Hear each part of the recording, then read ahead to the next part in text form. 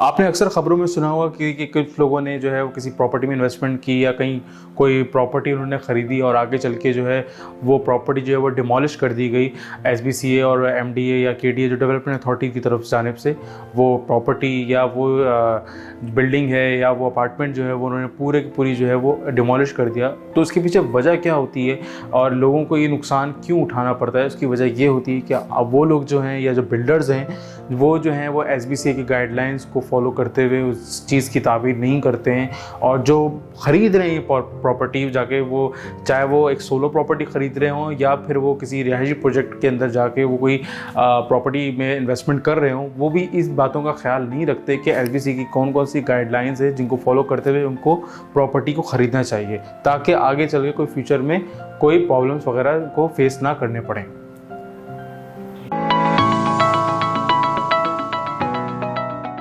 मैं हूं मुगान सारिब और Raj.P की जानिब से आज मैं आपको एसबीसीए की वो गाइडलाइंस बताऊंगा जिसमें आपको प्रॉपर्टी की बुकिंग करते वक्त उसका पोजीशन हासिल करने से पहले, उसका पोजीशन हासिल करने के बाद और बुकिंग हासिल करने से पहले और प्रॉपर्टी को जब आप ख़रीदने जा रहे हो तो उस वक्त वो कौन कौन सी गाइडलाइंस है उनको फॉलो करना ज़रूरी है, जो कि एसबीसीए की बताई हुई गाइडलाइंस है, ताकि उन पर आगे फॉलो करके आप जब उस पर प्रॉपर्टी आप ख़रीदेंगे तो आपको आगे जाके फ्यूचर में कोई प्रॉब्लम्स वगैरह नहीं फेस करनी पड़ेंगी। जो लोग प्रॉपर्टी ख़रीद रहे होते हैं या कोई इन्वेस्टमेंट कर रहे हैं किसी रियल एस्टेट प्रोजेक्ट में, तो या इवन के किसी बिल्डिंग प्रोजेक्ट में भी, उनको चाहिए कि पहले वो बिल्डिंग का जो प्लान है उसको देखें कि वो अप्रूव्ड है एसबीसीए से। इसके अलावा ये कि जो उसका लेआउट प्लान है वो भी अप्रूव होना चाहिए केडीए से और जो या फिर किसी और दीगर डेवलपमेंट अथॉरिटीज़ से। इसके साथ ही कि जो प्रोजेक्ट आप उसमें ख़रीदारी कर रहे हैं उसकी जो एडवर्टीज़मेंट की और उसकी जो सेल की है वो एनओसी उनके पास होनी चाहिए, डेवलपर्स के पास, किसकी तरफ से, एसबीसीए की तरफ से, कि उन्होंने मतलब एनओसी दिए हो कि आप इन प्रोजेक्ट्स की एडवर्टाइजमेंट आप कर सकते हैं। तो इसकी भी आप श्योरिटी आपको करनी है, क्योंकि आप एज अ बायर है, आप वो प्रॉपर्टी खरीदें तो आपको करनी ज़रूरी है। साथ ही ये कि आपको जो उस प्रॉपर्टी के जो डेवलपर का नाम है और लेआउट प्लान क्या है, कितने मुद्दत में वो तैयार होगी और पोजीशन उसी किस तरह से मिलेगी, जो प्राइस है उस प्रॉपर्टी की वो क्या है, और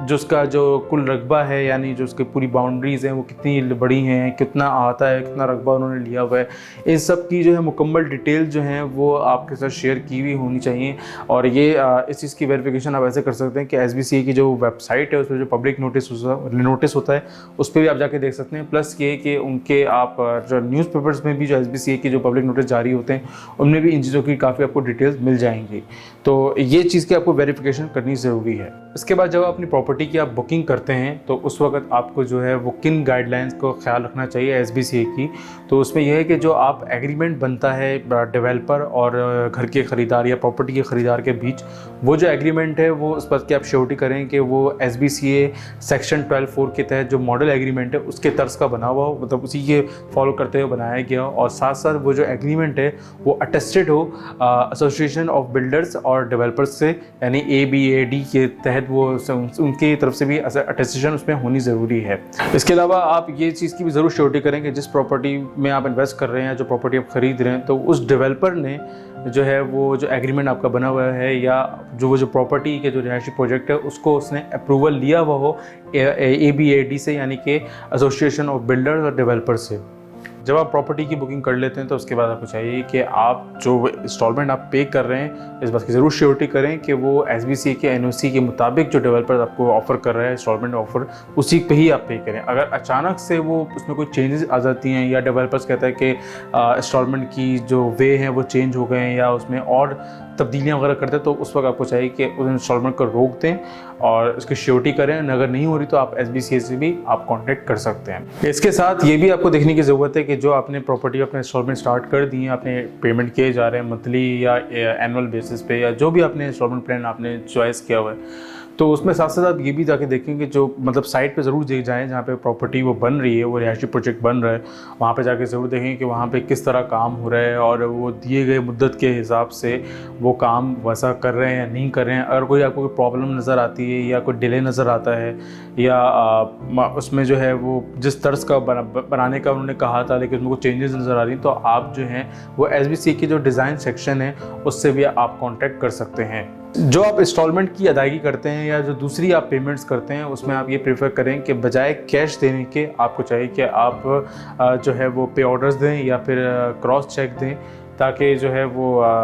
मतलब इसमें जो आप एड्रेस करेंगे जिनको वो चेक वो कंपनी के नेम पे हो, बजाय किसी एक सोलो पर्सन के कंपनी के नेम पे वो सारे पे ऑर्डर्स और चेक्स आने चाहिए। और इसके अलावा जो आप पेमेंट कर रहे हैं उसकी प्रॉपर आपके पास रसीद हर उस पेमेंट की होनी चाहिए जो आपने उनको अदा की है।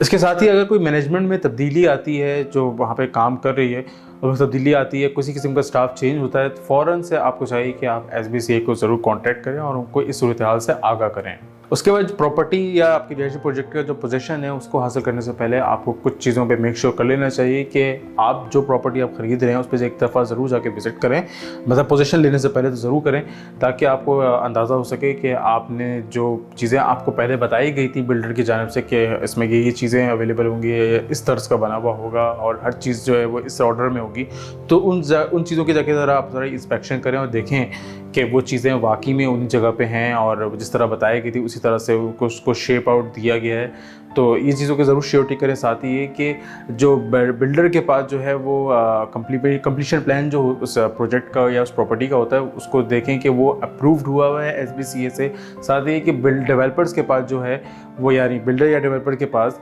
जो है वो वहाँ पे रहने के लिए जो रेजिडेंशियल सर्टिफिकेट है वो मौजूद हो, जो कि SBCA से अथोराइज्ड और अप्रूव सर्टिफिकेट होता है, जिसके बाद ही जाके वहाँ पे जो रहने वाले लोग हैं वो रिहाइश अख्तियार कर सकते हैं। साथ साथ आप ये भी मेक श्योर करें कि आपने जो भी आपने उस प्रोजेक्ट के अंदर जो शामिल जो इम्यूनिटीज़ थी और जो यूटिलिटी फैसिलिटीज़ थी और दूसरी फैसिलिटीज़ थी वो सब प्रॉपर मौजूद हों, मतलब वहाँ पे प्रॉपर पानी, बिजली, गैस की कनेक्शन मौजूद हों, और दूसरी जो इम्यूनिटीज़ का उन्होंने जो वादा किया था वो भी उस प्लान में जो उन्होंने पहले आपसे कहा था बुकिंग के टाइम पे कि इसमें ये चीज़ें होंगी, तो वो सब चीज़ें भी इसमें मौजूद होनी चाहिए। इसकी मेक श्योर करने की जिम्मेदारी बायर की होती है। उसके बाद जब पोजीशन आपको मिल जाए तो उसके बाद जो है वो डेवलपर्स को आपको चाहिए कि उनको कहें कि वो आपकी जो यूनिट है उसकी सब लीज में आपका जो नाम है उसको रजिस्टर्ड करें। और उसके बाद ये है कि आपका जो अगर लीज मिल जाने के बाद और वहाँ पे आप रिहाइश अख्तियार कर लेते हैं, उसके बाद भी अगर उस प्रॉपर्टी में कोई डैमेज आता है या